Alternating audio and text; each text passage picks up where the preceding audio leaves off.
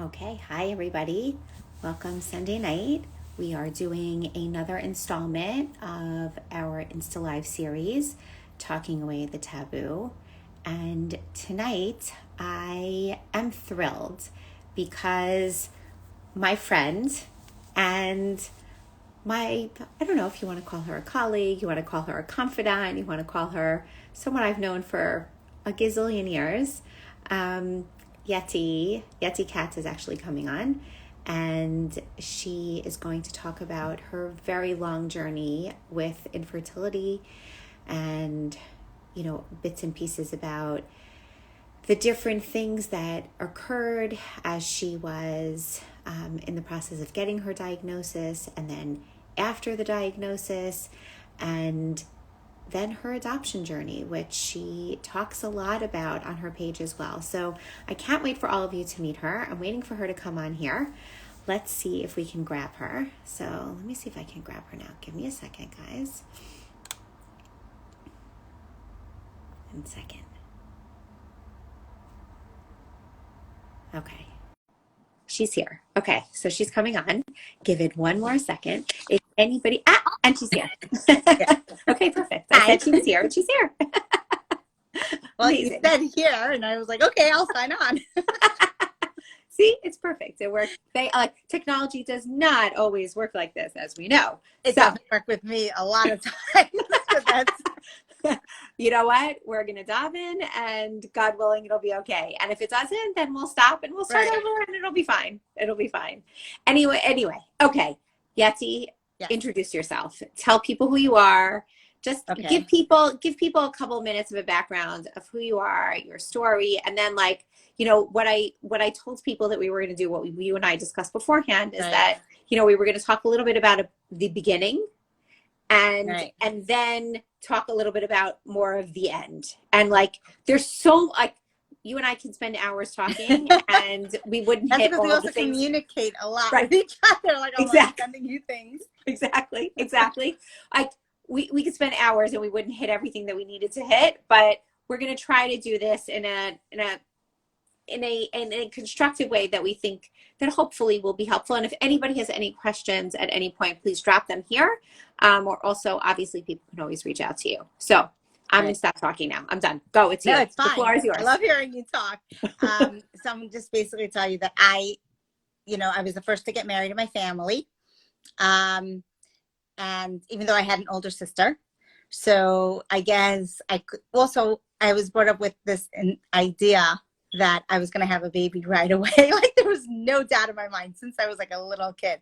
I even remember telling someone in camp, I'll get married at 18. Mind you, I went to seminary at 18, so that didn't happen. And I'm going to have a baby by 19. It was just a given how my life was going to kind of go in that order.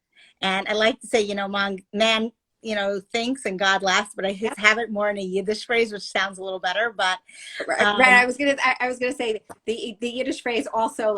I've heard some very clean versions of that, and also some other versions. I have more of a Galicic men trach, God lacht. Yes, men think, God laughs. So, anyways, I get married. I even bought a coat. I never had my own coat. I always got the hand-me-downs, so that was the second. So I finally get my first coat, and we literally picked out a swing coat, and I stood in front of the mirror, and I expanded and looked at my mother. I said, yeah, this will be great because, in 9 months, I'm going to have to use it. Yeah, 2 years later, it was in a garbage bag. So I was a teacher, and I loved teaching. My students were like my kids. And then I would say about a year, and we kind of figured out something might be up about a little bit after a year. Something happened. We went, and I spoke last night on my live, and I said, do not go to your OB or your GYN thinking they're going to help you with your fertility. They can't. I mean, maybe there's a select few that have a specialty, but I remember going to my GYN after we kind of got the diagnosis and saying, I need to go for a HSG for my hysterosalpingogram. And he started which is the test. Hold on, I'm just going to explain which is the test where they basically shoot dye through your, like up your uterus and then through your fallopian tubes to your ovaries to make sure that everything looks open and patent and that everything looks good, like structurally normal. That's the dye test, basically. Right. Okay, go ahead. Well, back in the day, I was talking to a girl who reached out to me on my, she DM'd me on my page.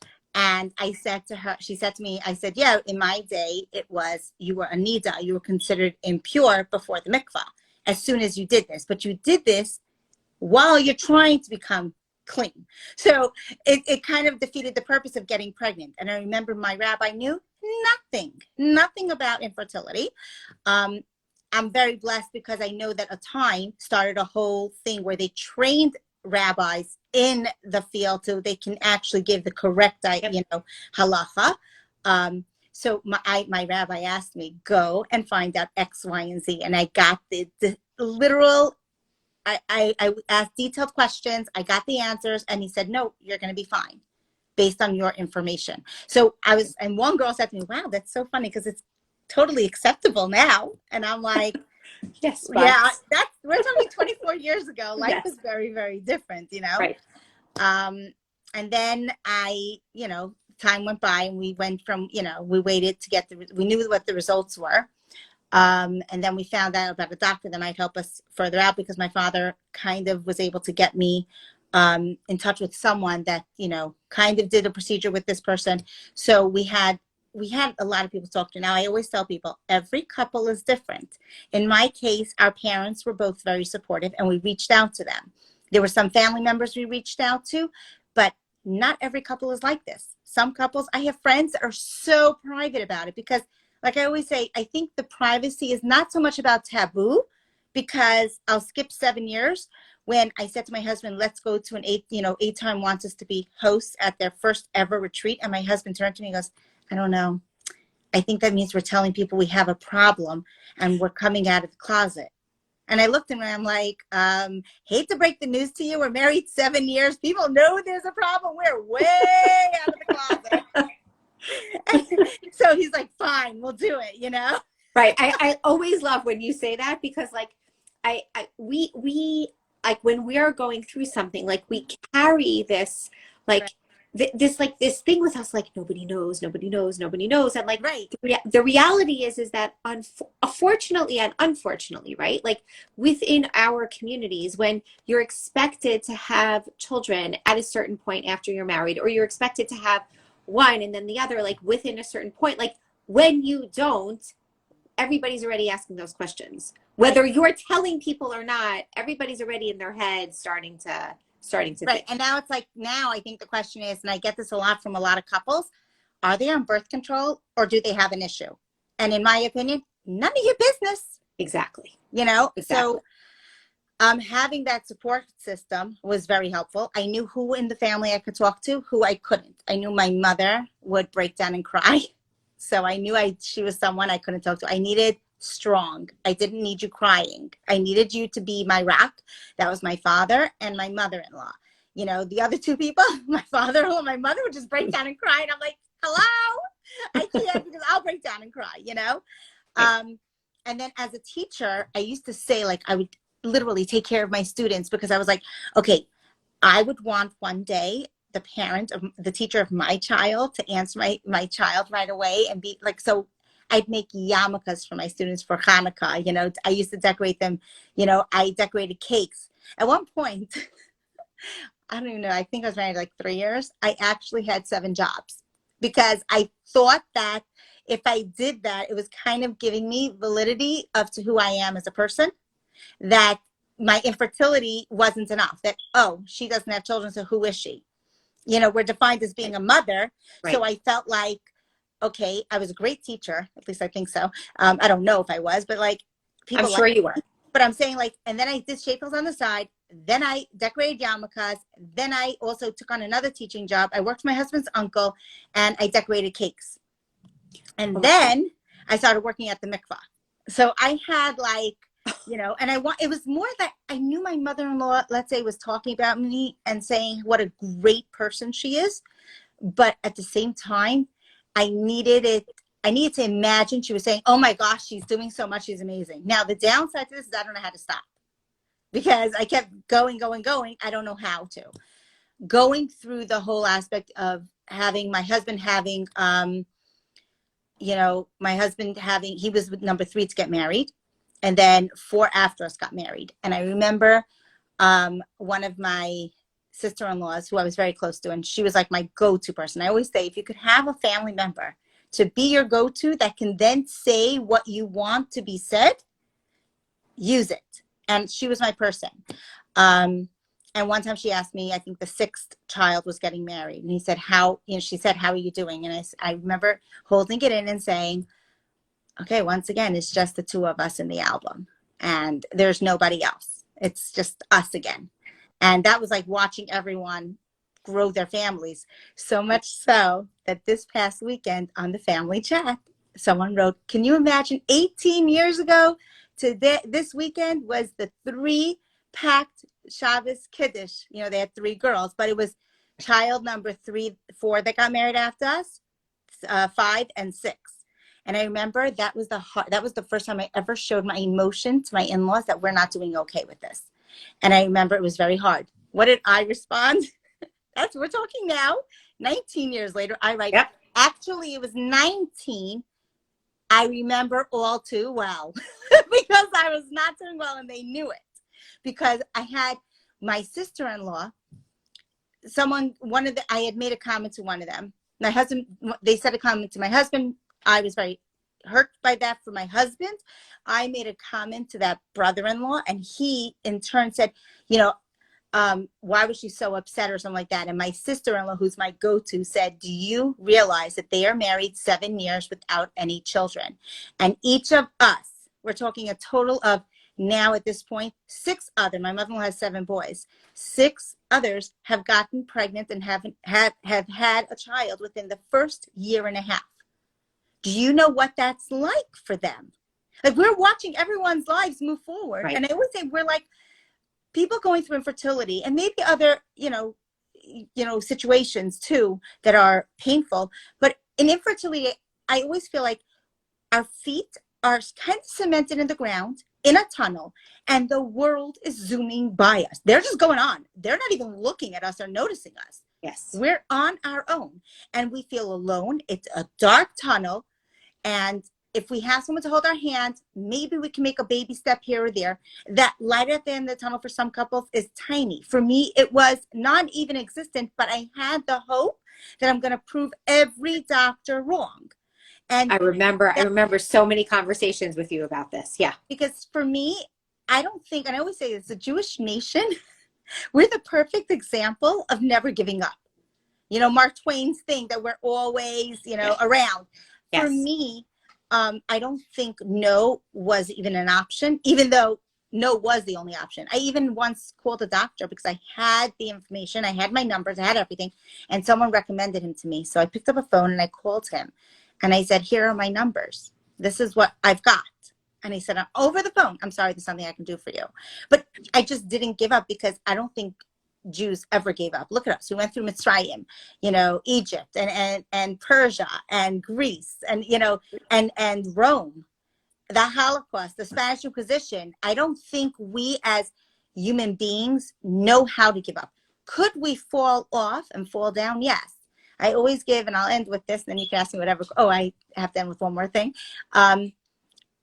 This past Pesach, we went to an amusement park. And I said to my husband, oh my gosh, there's a bull there. Do you want to go on it? And he's like, are you? And I'm like, no way. I'm not going on the mechanical bull. And then I realized, oh, I'm going on the bull. I'll have to send you the video because it is dying of laughter. I had people stopping and just watching me. But here's my analogy and why I went on that bull. I'm always saying that a nisayon, a test, the challenges of infertility are like a bull. You get on like a cowboy and you hold on to those horns and you don't let it make you fall. Now, here's the thing. I always say also that a challenge, people always says, oh, God gives you a challenge you can handle. 100% wrong. He doesn't give you a you can handle because people aren't handling it. So how do you explain that? I think it's more about what are you going to become from your challenge? What are you going to make of yourself? So to me, a challenge can either make you or break you. Get on the bull, hold on for all might. Now, you might get thrown off, and that's okay. We all fall. The question is, are you going to get back up and get on and carry it through? And we hit those challenges. Now, on that bull, I could not get on. It was the funniest thing. We even had to have the guy help and lift the bull from behind so I can get on. Okay. At one point, they said, I'm giving up. You all had a good laugh. And I walk off and I said, you know what? No, I'm getting on the bull. My husband came, tries to lift me from behind. I'm like, what are you doing? Don't let me. I mean, it was a total show. He comes around, he pulls me up. I get on the bull and I'm like, I got on the bull. I don't care. I got on the bull. Okay, I got thrown off after 15 seconds, but you're not allowed to get back on. The point was, I did this to prove to myself and to others, get on the bull and make something of your life. Your infertility doesn't define you. I, at one point, said, I don't like feeling miserable inside. I want to do more. And so I started thanking God for all the little things, because I find when you thank God for the little things, the big things don't seem so big anymore because the little things have become so big to you. Like you know what I mean? Like you're thanking God for the parking spot. You're thanking God because even if I couldn't find my car keys and I was late, thank God, because maybe it saved me from something. I don't know. But I thank him for the good and for the bad, because you never know what the reasoning is. So the bottom line is, I just feel like for me, infertility taught me so much. My mother-in-law said to us right when we found out, she's like, God will give you a bag, a little baggie, which is your challenge. You have a choice. You can go into the room and change that challenge. God will let you, but I guarantee you'll walk out with the same one. Now, I have met so many people with challenges in their lives and infertility challenges. Maybe I was given the one that says you will never carry a biological child, but that's okay, because I won't want anyone else's. I've seen them, and I'm very happy with the one I have. I will tell you that, 8 years after we got married, we were blessed to adopt. And that was the biggest joy for us, because I never in my life thought I would. I thought all this time it would be like I'm giving up. And because remember, I'm fighting to prove the doctors wrong, except that now all of a sudden we got the call about my son. And that was the first time we ever felt like, we want this. Like he was the one. We got other calls. He was the one I felt I want this. And we went forward, and it didn't, if anything, I never wanted to forget my fertility. I continued to search. I remember we got our final no. I'm not even giving the story's long. Yep. But I remember getting an answer from the doctor saying we now have a 1% chance. And I'm so scared to do that 1%. I remember going to the Skvera Rebbe, and I said to him, tell me which doctor to use. We have a 1% chance. And he said, you go to the one that gives you the most hope. And I said, I'm just so scared. What if I go to one and God says, no, I didn't mean that one. I meant the one 2 blocks down. So my imagination gets the better of me. So we never went further. But I have an 18-year-old son, and I have an 11-year-old son, and you were at the birth of the 11-year-old, and it's a blessing. And I never, after we adopted again, I didn't feel like I was giving up any hope. I felt like this is part of my journey, part of my life, and whatever will be, will be. We'll just continue hoping and praying, and that's it. But we raise our children with, lots of love as any other parent. I remember telling someone how the most couples are nervous to adopt, because also what if the child's going to hate them or whatever, because quote unquote they didn't give birth. So first of all, I'm going to interrupt you for 5 seconds. Please do. All of you, I mean, there are many lives that you have on your page that I want people to listen to watch, but you did a live before, it was before Pesach or during Pesach, right? Before. with your older son, who talked about his feelings about the adoption, and it is an absolute must watch. All of you must watch it, because you see from the other side what he feels, how he relates, how he it's really a beautiful video to watch. So highly recommend. But keep going. I interrupted. No, it's so true. So we so what was I saying? I have ADHD.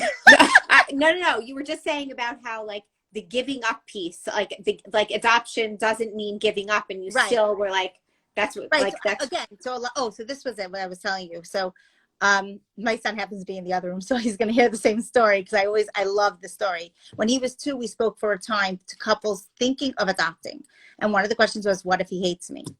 And I said, "What biological child doesn't hate their parents at one point or another, saying, 'I hate you, you're miserable,' and you take it to heart." I said one day he must have been in 9th grade. I was walking by his room. He had gotten into it. He was a typical teenager. And as I'm walking by his room, I hear him saying, "Of all the parents I had to end up with, I had to end up with these 2." And I cracked up laughing because I felt like, okay, this is normal. This is great. And I don't take anything to heart. We're a very open book with him. We told him from day one. If you don't, I think you get nervous and you get caught up. And then when do you begin? If it's a matter of fact, it's a matter of life. Yes. So big deal. Yes. You know? So yes. Yes. Anyway, yes. I'm sorry about whatever else I wanted to say. So you go ahead and. No, I was going to say when we spoke to oh my gosh, I'm like losing it now. Someone will remind me the Chabad shlicha who lives in Montana. Right. Chava Brock. Yes, Chavi Brock. Yeah, I'm like, thank you very much because my brain was like not here right now. Right. So Chavi also in her lives that I did 2 lives with her where she spoke about her adoptions. She also said exactly the same thing about how her children were raised from the moment that they could speak and they could understand that they knew they were adopted. Like this was not a secret. It was not something that, she waited one day to sit them down at the kitchen table. And by the way, she told them right away. And that is the way that healthy communication, that, creating that premise from the beginning that that's who you are and that's your identity is the way to go. But okay, I want to just sort of go back and go forward. Please do. Okay. So, now that I wanted to say, sorry. Yeah, tell me. One thing before everyone always talks about how there's no awareness, there's no this. There is awareness, and there was awareness more than there ever was before 24 years ago. The problem was we didn't have social media. What I did was I'd go into people's homes. I wouldn't see more than 10 or 15 women, and I would talk, and I always prefaced, I am my own person. I am not like everybody else. Don't assume that every other woman or male going through infertility is just like me. I'm here to open your eyes and to help you understand a little bit of what we're going through. You have any questions, I'll try to help you answer, but how you could help your friends and family going through infertility. And that's really the bottom line.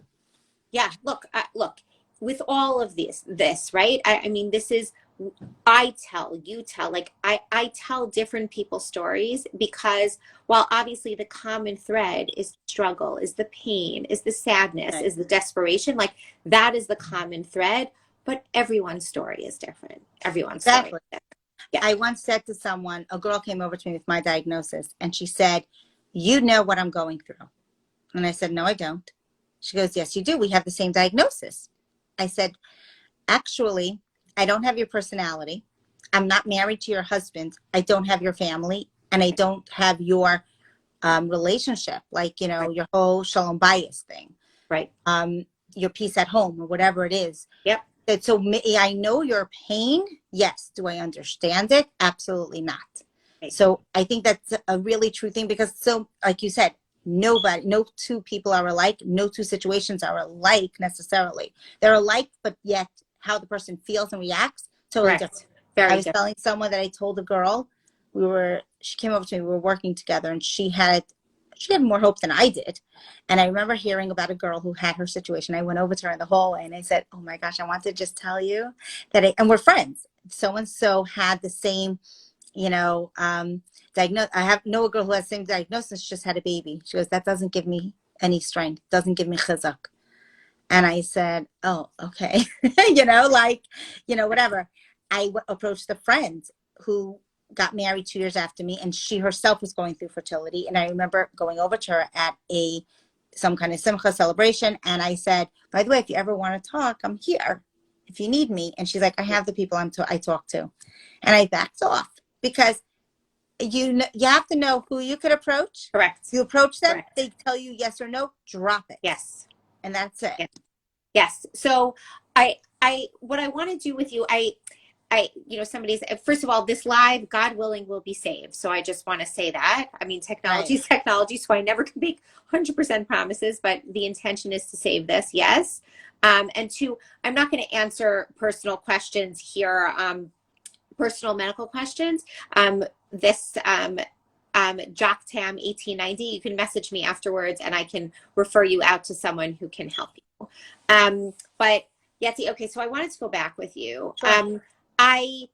One of the things that I've been discussing on the page in the last week is like things, like terrible things that people have said, like, like they've said this, they've said that, like things that were not intentional, but still were so painful and so hurtful. And we've now, like, we're coming full circle. And sort of today I posted a bunch of things that talked about the things that are helpful, the things that can make you feel better, the ways that you can be supportive to someone. So my question to you is, this has been a very long journey for you. And even after, When I hear it, I'm like, I don't feel it as I crazy know, as it sounds. right? But when I say it, I'm like, oh my gosh. So go on. So when, in the early years, before you had your kids, before you adopted your kids, and even afterwards, like, what were the things for you that were helpful, that made you feel loved, that didn't make you feel yucky, that let you know that people cared about you and weren't sort of stepping over your boundaries and stepping over your lines? Like, what were those things for you, and what would you recommend for others who are in your situation or in any situation who are struggling? Okay, so I can't, as crazy as it sounds, I can't really remember offhand. I know that like there were things, I was very verbal about what I needed. So that was helpful to others. I know that people's good intentions don't necessarily mean they're going to be good intentions.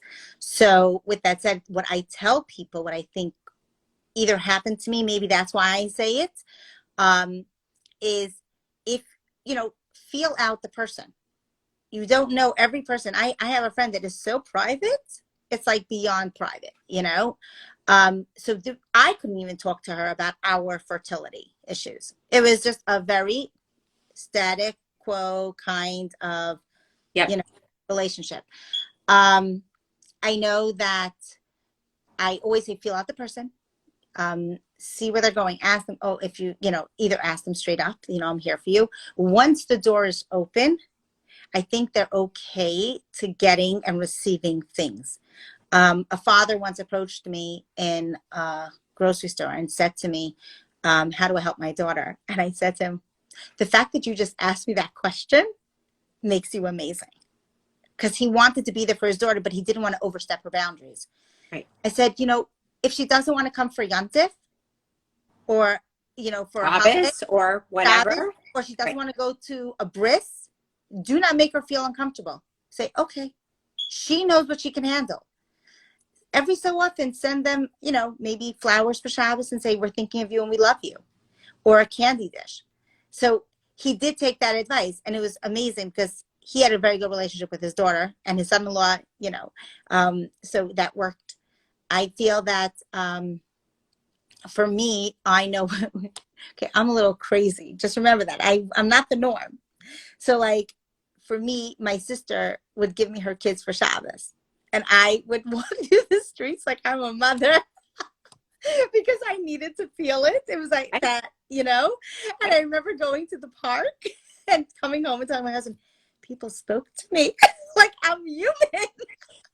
And I remember putting my nephew and feeding him his bottle. And I had 2 kids within a year. They were a year and a half apart. And I got them both to sleep. And I said to my husband, this is so not difficult. I don't know what women are complaining about.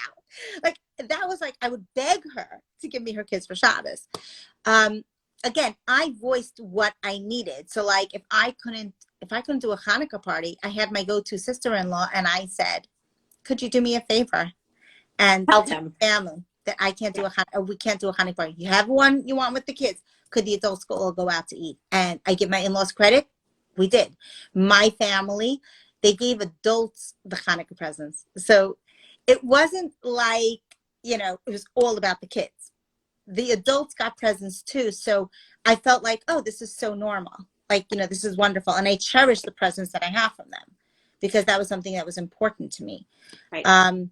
I know that I'm trying to remember what else it's, but overall, I know like my mother-in-law had gotten me things and, but nothing like saying, oh, the infertility or whatever. It was just what bothered me. And I know my parents couldn't help it, was that we lived in an apartment. So the siblings that had children couldn't carry, because we had the Arab, we weren't allowed to carry on Shabbos. Right. So I got sent to my grandparents' apartment or a neighbor's apartment or whatever was next door because, and I understood it. It just was still like, well, because I don't have a kid. Right. It was yucky. It was still yucky. So I always say, if you're able to, ask the couple what room they want. Give them that privilege of feeling like they're beyond special. Right. When you go someplace for Shabbos. When you go someplace. So, those were some of the things. But like I said to someone, I said, if you're close enough and they let you in, give them a spa day, like a manicure, pedicure for the day. Give them, I know that, okay, so again, this just reminded me, for me, I felt good. My friend Connie Malamed, who we've done a live together. Yes. She would have punched her sister if she had one.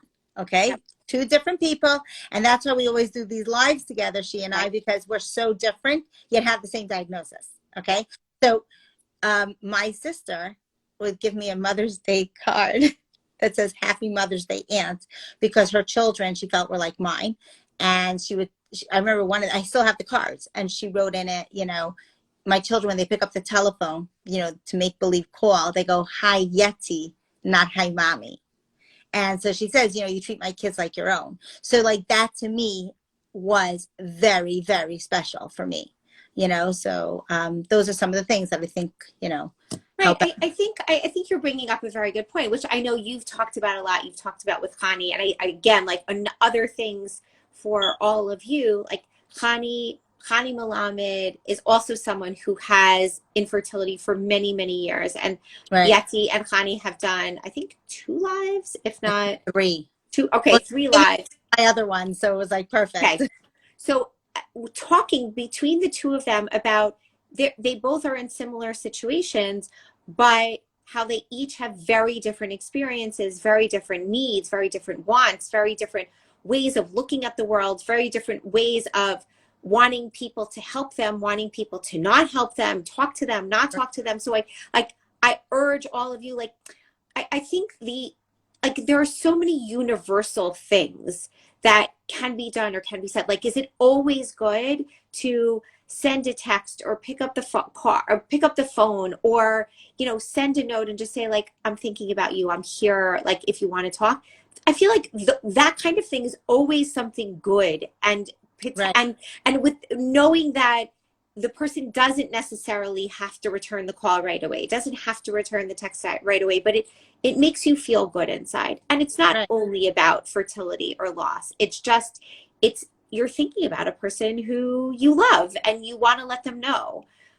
But there are other things that are very, very specific, like you talking about how you loved when your sister gave her her kids for Shabbos. And like when I was going through my years of infertility, like if somebody like pawned off their kids, like I think I would have died. Like honestly, like I was just like, oh my God, I don't want to be taking care of your kids. And like I'm struggling to have my own. That would make me feel like 12,000 times worse. Right. So I think that that's exactly the point here. Right. Like every time I have this discussion or you and I talk, or I know you talk about this too, every time you speak, it is so unique. It is so individual. Everyone is a different person. Every situation is different and every person needs something different. Right. It's also, again, like I said, you need to reach out to the person. Like I have a friend years ago, I said to her, I want to be kosher for you. Now, again, I don't believe in this segula, this remedy of carrying a baby to the breast. There is no no source for it, actually. I have a book that says it. I posted it on one of my lives. You see this page?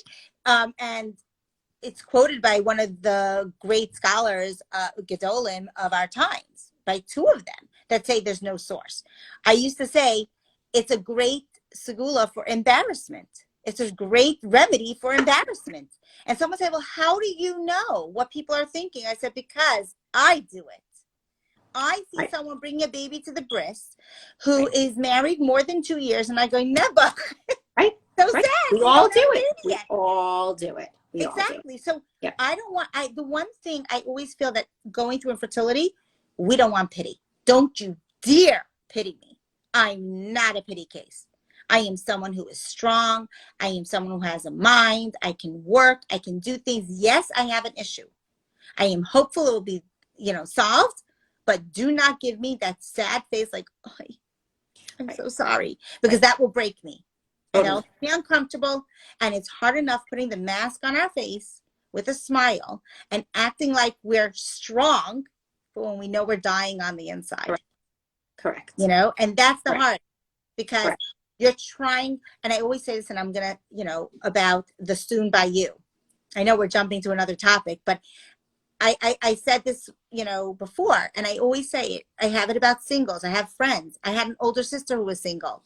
I remember, everyone coming over to both of us. I got engaged first, and they were like, oh, Emet Hashem by you, soon by you, they were saying to her. And she looked at me and she goes, the next person that says it, I'm going to punch them in the face. Yes. And the Rebbetzin of the shul comes over, and the rabbi's wife, and she takes my hand, wishes me mazel tov, takes my sister's hand and goes, soon by you. And I turn to my sister, straight face, and I go, do you want to do it or should I? And we burst out laughing. The poor rabbi's wife was like, what's going on? And my point is that it takes a lot of guts to put the mask on and go to a family celebration, a friend celebration, because you have no choice but to go. Yep. You don't know if that person, like myself, every single year had to go and listen, soon by you, when I knew my diagnosis was very grim. So don't tell me soon by you. Yep. It's enough to make me cry, and I'm trying to hold it together.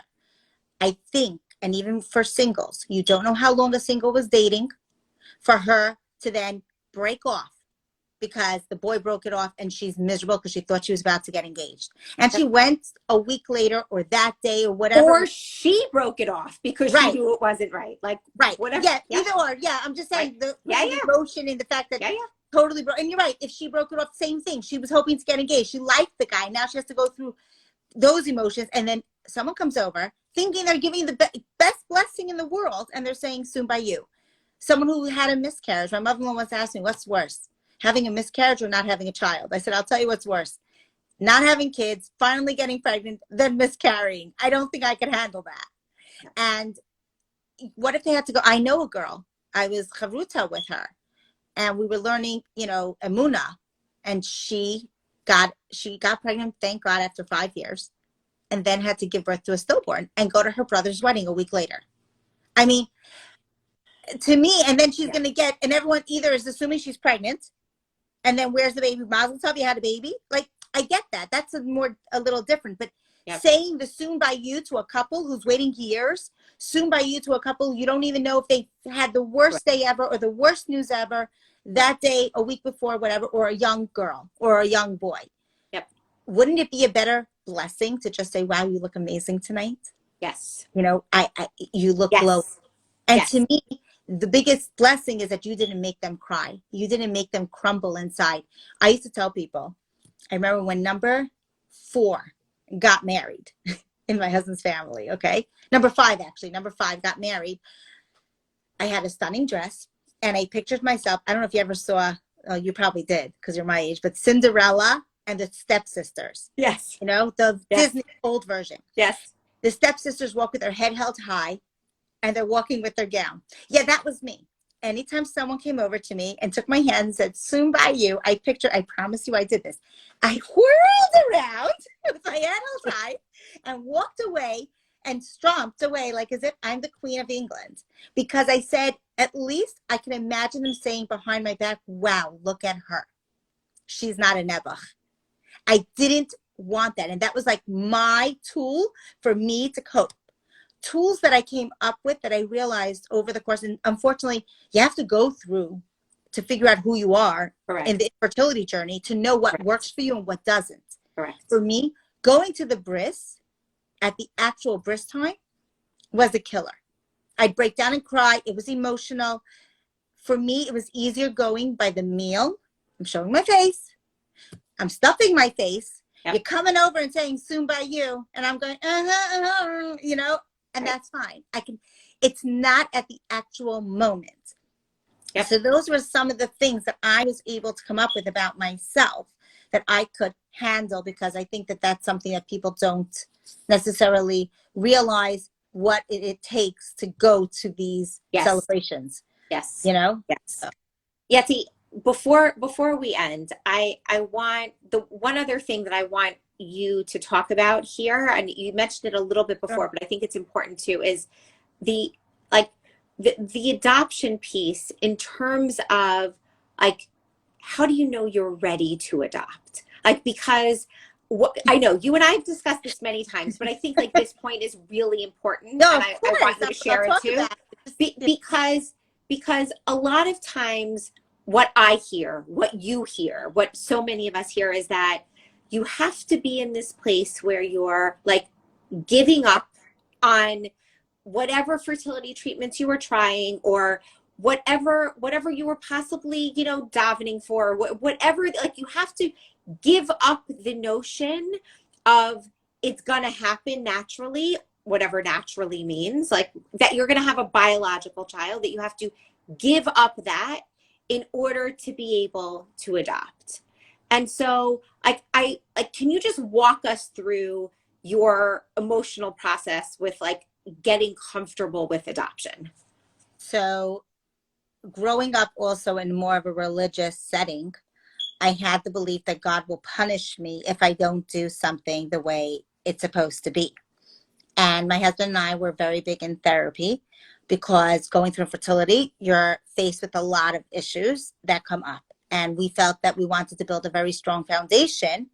So when the kids come along, we have something. I mean, we were very hopeful, as you know. I remember one time we got a phone call about a baby. My husband was on board. He wanted it. I wasn't so sure I was ready. People always ask me, how do you know, were you and your husband on the same page? And more times than not, we actually were never on the same page, ever.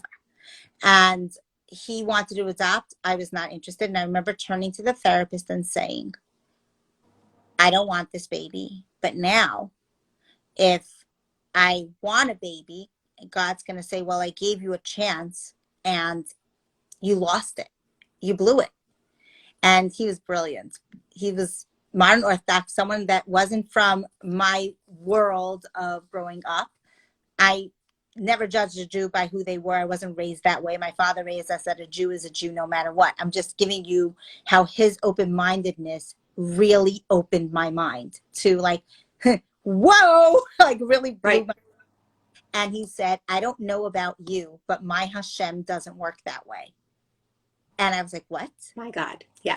And, oh yes, my God doesn't work that way. And I was like, wow, really? Like, it was a concept to me I'd never heard of. For me, it was God is a tit for tat. So all of a sudden, I was like, oh, wow, this is amazing. So, and I will tell you, to bring back to that point of God is tit for tat, when we found out, I told my husband, first was... When you found out what? Oh, our infertility. We were married. I was a year and a half old. I was 22. You know, to me, I'm a baby. I thought IVF was against, you know, rabbinical law. You know, it was like I remember the doctor looking at me and saying, I can give you a list of rabbis and say it's okay.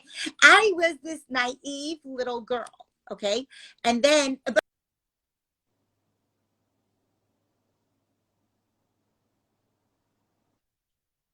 to my father going in afterwards and crying to him saying it's all my fault, because when I was in seminary, I literally said the words, who needs men? Let's just do IVF. And now, boom! Can you imagine? I'm like, it's all my fault. And I had an amazing father. And I told you he was my go-to. And he said to me, he goes, I don't know about you, but God doesn't listen to stupid girls. So I still had to live with the guilt because I had to go through all these emotions. I remember talking to the therapist about it because like, you're reprogramming my brain. Right. To think that God is not that way. And it's something infertility taught me. Right. God loves me no matter what. Right. He loves me. And everything that happened in my life is for a reason. And I'm okay with this. And I built a relationship with him that I never thought I'd understand. I tell people you could be angry at God and that's okay because God knows your pain is from pain. Your anger is from pain. It's not from anything else. It's not that you're doing this on purpose or whatever. You're doing it because a father knows his child, you know? So the bottom line was that, you know, so my husband was, I said, I don't want this. And that was that whole thing. Back and forth, we've had different situations. Again, my issue was if I adopted, I was agreeing with the doctors that they were right. And I'm never having a biological child. For my case, it was the phone call. It just hit me right. I was once in the shower and we got a call and I was willing to do this. I really was going to adopt it. But when I had in the shower, I broke down crying because I realized I'd have to give one of the names that I had saved up. I had 30 names, but I had saved up for this child. And I realized I wasn't ready. It's a feeling sometimes you have. It's a readiness that all of a sudden you say, you know what, I'm ready to adopt. I want this. It doesn't mean I'm giving up anything. But in the meantime, let me move forward in my journey while we are still doing treatment. What I never appreciated was the comment of, oh, now that you adopted, you're going to have a baby, you'll see. Shut up. Excuse my language. But yeah, that's not true. Don't give false hope because it's a nice comment that makes you feel good. But you're not making me feel better. I'm happy with and content with my decision. Adopting was not a negative. It's a positive. So, you know, that was something that I really, you know, it just happened.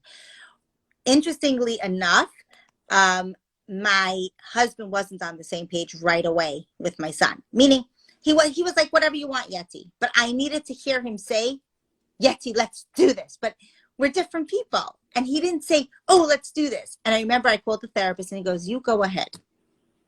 Your husband will catch up. Skip about 6 weeks later. We have a 6-week-old or a 4-week-old and we're in therapy because, yeah, everyone thinks that, you know, having a baby will bring all the happiness in the world to their marriage. That is such a misconception. Actually, babies bring chaos. I dreamed of exactly what my life was going to be like. But my baby was colicky. And let me tell you, I was crying. I had no sleep. My husband and I were not communicating the way we used to until we went into therapy. I remember one time he came home and he's like, why are you eating chocolate? You don't like chocolate. And I'm stuffing my face in bed, okay? And I'm crying from the chocolate we got as a gift. And I'm crying. I'm going, I have postpartum depression. And he's like, you didn't have a baby. I'm like, I don't know. I was like such a mess because I was on no sleep. I got called at school that your baby is crying. And I'm like, and your babysitter's not doing anything. I'm like, no, that's my baby. So we had to go back into therapy, rebuild our marriage. And I remember the therapist saying to me, what's going on? He looked at my husband. My husband says, she's not cooking. He goes, why aren't you cooking? I go, I can't shop. He goes, why can't you shop? I said, the baby's going to cry and everyone will think I'm a horrible mother. The point was we had to rehash everything and restart from scratch and become something that we weren't for a long time, for a couple of months, but it was major hard work. Had we not built our marriage from the start, I don't think we would have survived. Because the thing that you desperately wanted for all of those years. Yes. And I think that, and then again, with adopting, again, it's something either you've got that feeling or you have the capacity to say to yourselves, and you're not like me, that's more of an emotional person. You're someone who says, okay, this is the journey we're on. Let's just move forward and whatever, we're going to go. We're not going to forget what we're doing. We can still do it. I know people that I've heard of people, I don't know them, but I've seen it, I've heard it, I've read about it, where people have, you know, gone on to adopt and then we're doing treatment and never expected they end up with a baby. So it's happened. You're Right. not stopping your journey. You're continuing Right. your journey. So it's something, a feeling. It's, you know, a rational decision. Everyone is different. I'm more of an emotional person. So for me, I needed to somehow just say, You need this to I feel want. it. Yeah. Right. Yeah. And that's it. Okay, Yettie, look, I mean, I'm gonna send everybody to your page for them to watch more and learn more, and because I think there's a lot of, you know, there's so many different facets to your journey which relate to so many other different people, and I think that they can really learn a lot about your piece and how it relates to them, and you're so good about really talking about so many of these pieces So can I openly. interrupt you for a So second? Because you just reminded me, because you know that yeah. privately we always talk to each other, and I say I have these women I speak to Yep. that are going through male factor. And when I say male factor, they've either been written off and their husbands, you know, unfortunately have the quote unquote, let's call it the issue, and they're medically okay. And how hard it is for them to have to go out there and watch everyone else get pregnant when they know they can, and they're really alone. And my heart goes out to them because they sit there, you know, people reach out to me all the time.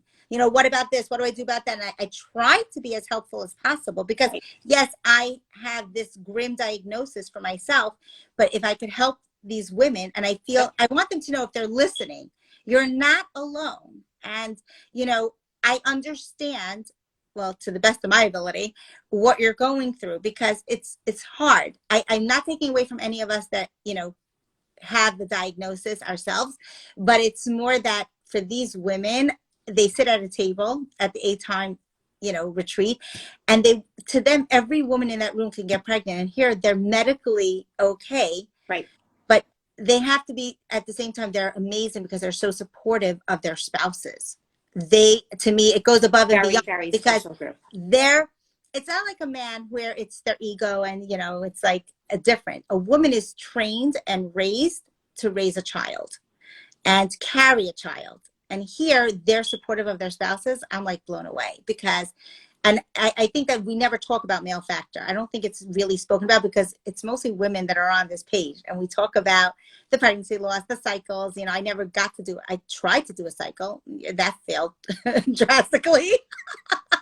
But, you know, the bottom line is that these women I don't think we talk about them enough. And I hope you don't mind me doing this to you. Please. I just feel like I want them to know that, you know, they're listened to and they're heard, because it seems like everyone thinks that it really is a third, and a third. Unexplained, male factor, female factor. And, you know, I don't know. I just feel like I want them to know that they're not alone out there, because, you know, they carry a burden that's different than the rest of us. I think it is. 1,000%. 1,000%. So, go on. Sorry, now they interrupted you. No. Okay, you froze. I lost you for 1 second. Yeah, I know. I really just wanted to thank you for being so kind and so open and so willing to share over the years and continue to share here on social media also, because I know you do so much work for 8-time and you've done so much work for so many others, and privately, publicly. So just thank you for everything that you do.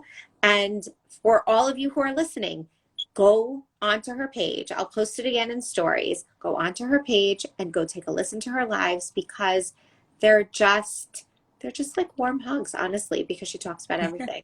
So they're amazing.